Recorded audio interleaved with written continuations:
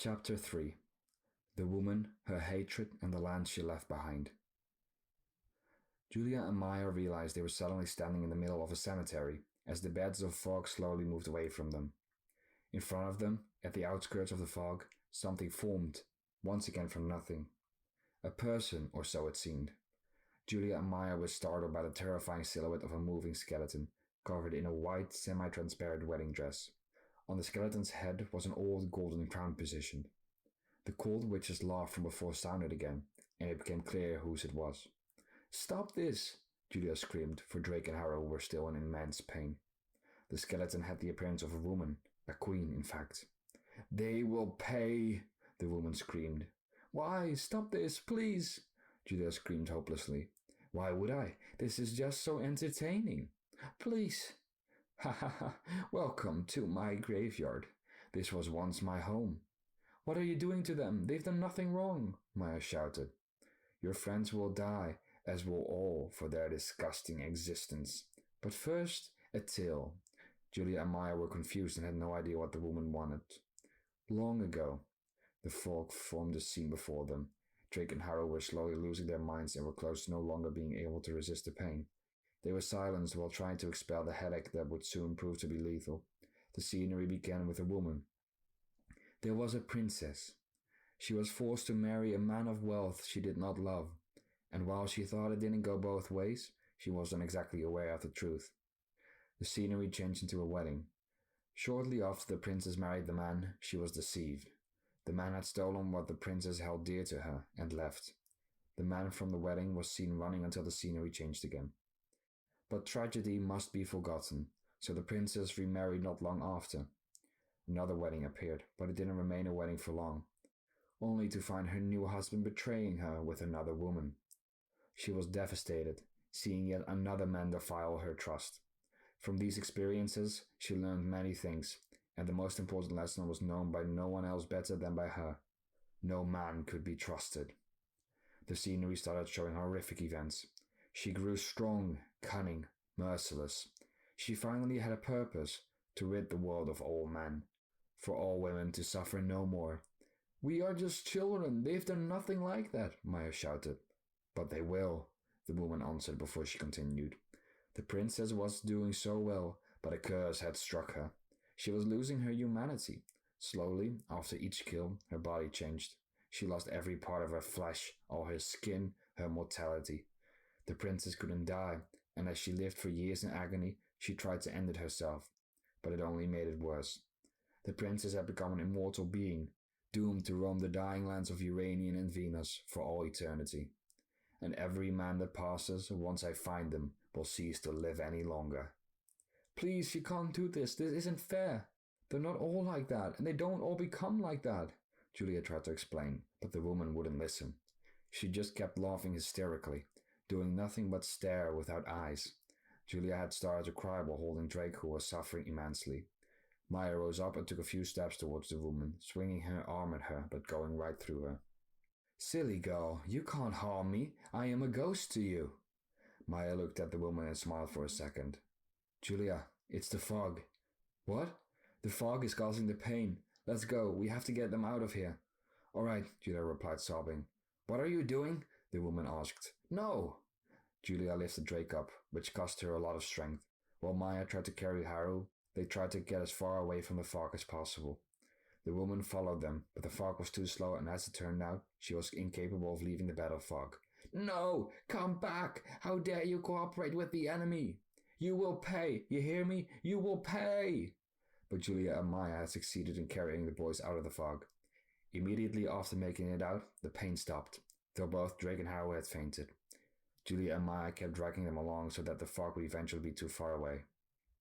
After a while, the fog was out of sight, and the woman had become inaudible. "Let's rest," Maya said, exhausted. "Yeah, good idea," Julia replied. They laid Drake and Haru down on the ground and sat down. The girls were completely worn out. "Well, that was quite something," Maya said. "You tell me," Julia replied. "Where are we?" Maya asked. "I am assuming we made it out of Uranian, so next on the map was Venus, if I remember correctly," Julia answered. "It's all dead," Maya said.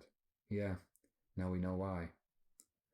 The woman's hatred was unable to destroy them, but the same couldn't be said about the land she left behind. Meanwhile in the palace. And how are you expecting they got through that? Chop asked Calypso. He sounded angry. I'm sorry, I was so stupid to forget, Calypso replied distressed. You've sent those boys to their death. Don't you remember how we barely got out previous time? Back then I was all each of you had. Now don't forget they have both Julie and Maya on their side. I know that, but Calypso, a journey through Rosium isn't exactly a walk in the park.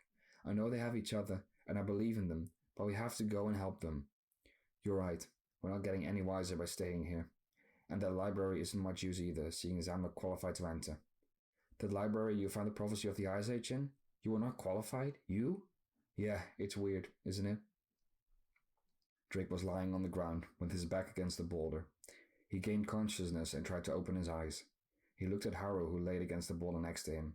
He was still unconscious. He noticed Julia was trying to make a fire, the old-fashioned way. Drake summoned a flame atop of the firewood. Julia startled and was a bit confused why her attempt to make fire succeeded so quickly, until she looked up at Drake and smiled at him with a slight chuckle.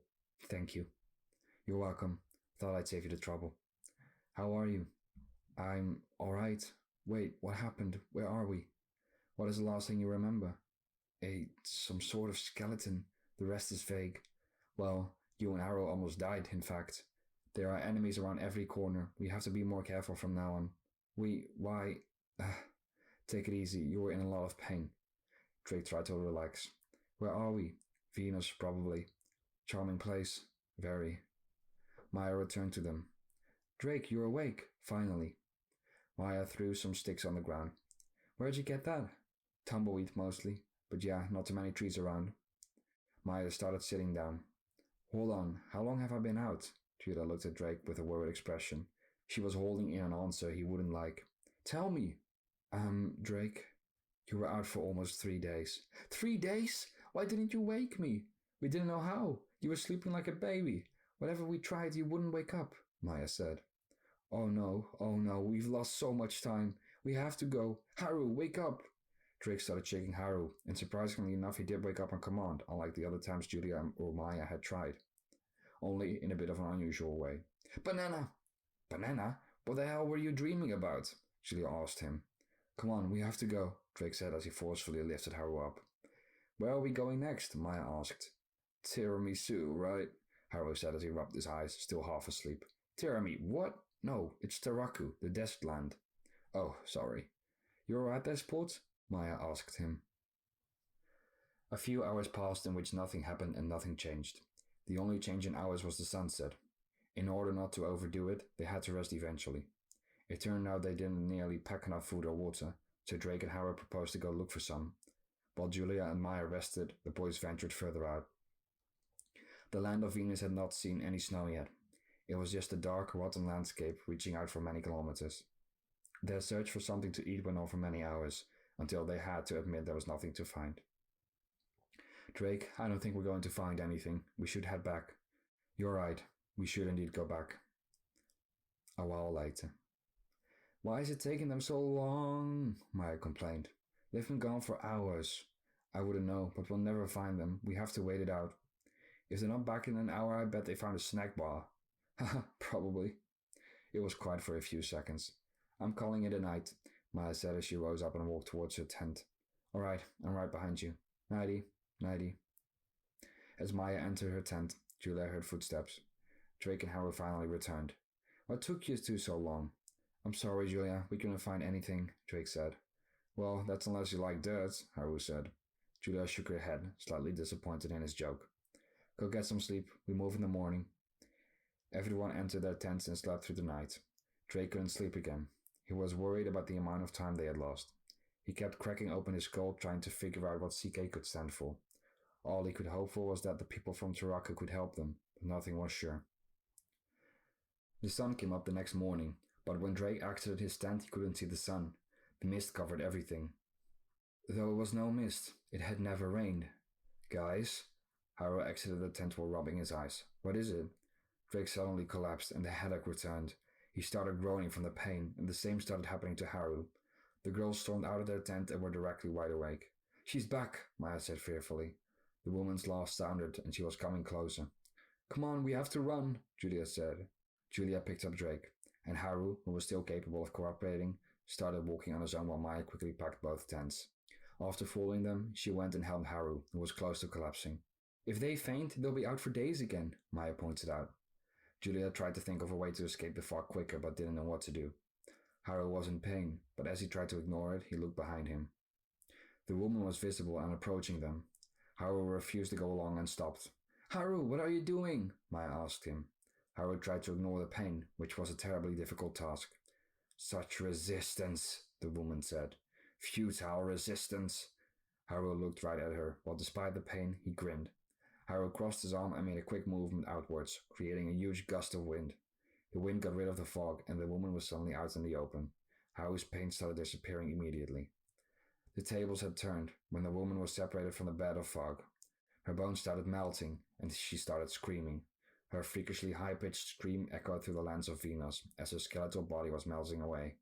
She tried to reach for Haru, but the last of her melted away, and she disappeared into thin air. Her scream went on until it died out too. It was quiet. Haru dropped on the ground, still recovering from the pain. The rest of the fog had started to fade, and Drake was finally rid of the pain as well. Cleverly done, Haru, Julia said. Thanks, Haru replied while still trying to catch her breath. How's Drake?